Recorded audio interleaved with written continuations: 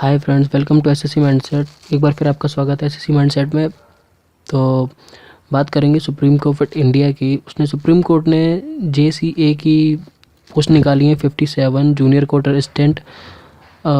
तो one of the best job है दिल्ली में, तो मेरे ख्याल से तो आपको पक्का अप्लाई करना चाहिए। तो आज हम देखेंगे इसकी अप्लाई करने का मेथड, डेट्स, सैलरी कितनी है। सैलरी सुन के तो आप तंग रह जाएंगे, सैलरी जितनी होगी। और एग्ज़ाम का पैटर्न देखेंगे, पैटर्न कैसा है एग्ज़ाम का। तो चलिए शुरू करते हैं। पर उससे पहले वही कहूँगा, अभी तक किसी ने सब्सक्राइब नहीं करा तो वो सब्सक्राइब कर सकता है एसएससी माइंडसेट पे, ठीक है। और अगर कोई मुझसे बात करना चाहता है तो फेसबुक पेज पे आ सकता है, एसएससी माइंडसेट के नाम से पेज है।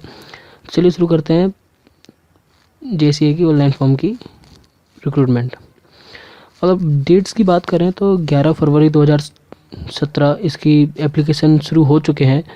और जो लास्ट डेट है अप्लाई करने का वो 10 मार्च है 2017 का, मतलब लगभग 1 महीने का है। और ऑनलाइन फ़ी पेमेंट का भी 10 मार्च ही डेट रखा गया है।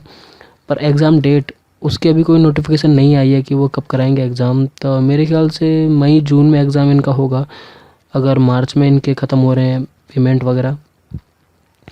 और एप्लीकेशन फ़ी जो रखी है जनरल ओबीसी वालों की वो 300 रुपीज़ है। और SC ST और फिज़िकल हैंडीकैप वालों की 150 रुपीज़ है। और जो पेमेंट का जो रखा है वो इन्होंने यूको बैंकिंग गेटवे है, पेमेंट गेटवे। और डेबिट कार्ड और क्रेडिट कार्ड या नेट बैंकिंग तो होता ही है। तो ये पेमेंट का है। और बात करें अगर एलिजिबिलिटी की, तो आपके पास इंडिया की कोई भी कॉलेज या कोई भी यूनिवर्सिटी की बैचलर डिग्री होनी चाहिए, प्लस टाइपिंग में इन्होंने हिंदी नहीं मांगी, सिर्फ इंग्लिश की बात की है। 35 वर्ड्स पर मिनट की बात हुई है। तो बहुत लोग ज़्यादातर जानते हैं हिंदी की टाइपिंग नहीं जानते, इंग्लिश की टाइपिंग जानते हैं, तो उनके लिए बेनिफिट है जो इंग्लिश में जानते हैं। और इस एग्ज़ाम में हिंदी का कहीं कोई रोल नहीं है, सिर्फ इंग्लिश ही मांगी है, तो इंग्लिश की तैयारी करिए। और बात करें अगर एज लिमिट की, तो एज लिमिट जो इसकी है वो 1 दिसंबर 2016 तक 27 साल होनी चाहिए। तो मिनिमम एज जो है वो 18 साल है, मैक्सिमम एज वो 27 साल है। और रिलैक्सेशन तो आप सबको पता ही होगा, रूल्स के हिसाब से वो लगा रहता है, 5 साल 10 साल जो भी हो। और वैकेंसीज़ की बात करें तो 57 है, आप वैकेंसीज़ पर ना जाएं। सैलरी बहुत अच्छी है और वैकेंसी देखकर ही कई लोग तो भरते नहीं, इस वजह से ज़्यादा फॉर्म भी नहीं भरे जाते। प्लस इसका एग्ज़ाम पैटर्न तो थोड़ा टफ होता है, तो कम लोग भरते हैं। तो आप ज़रूर भरें अगर आप एसएससी और यूपीएससी की तैयारी कर रहे हैं, क्योंकि इसका पैटर्न बिल्कुल वैसा ही है, आपको बहुत हेल्प मिलेगी। और एग्ज़ाम सेंटर वो सिर्फ दिल्ली है, तो दिल्ली वाले तो भरे ही भरें। और जो दिल्ली घूमने आना चाहता है वो भी भरे, और जो भरना चाहता है वो भी भरे। और पे स्केल की बात करें तो सैलरी बहुत अच्छी है। एसएससी के इनकम टैक्स ऑफिसर के बराबर की इसकी सैलरी कहूँ तो उससे ज़्यादा ही सैलरी है एसएससी के सीजीएल से ज़्यादा जो इसका। और जबकि जूनियर असिस्टेंट की पोस्ट है, पर सैलरी बहुत अच्छी सैलरी है, वो भी स्टार्टिंग सैलरी है। आपको जाते जो मिलेगी पहली सैलरी वो आपको लगभग 43,758 मिलेगी, कहें तो अप्रॉक्सीमेटली ये 44,000 के इक्वल है, ठीक है। और जो इसका बेसिक पे है वो 35,400 है। और जो पे स्केल है ग्रेड पे वो 4200 के बराबर का है।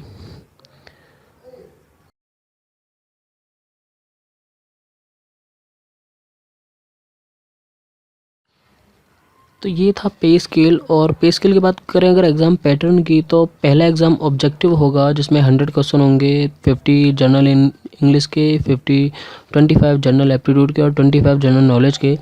इसका जो टाइम ड्यूरेशन होगा वो 2 आवर्स का होगा। और इसके बाद इसी में 25 क्वेश्चन कंप्यूटर के और पूछे जाएंगे, ठीक है।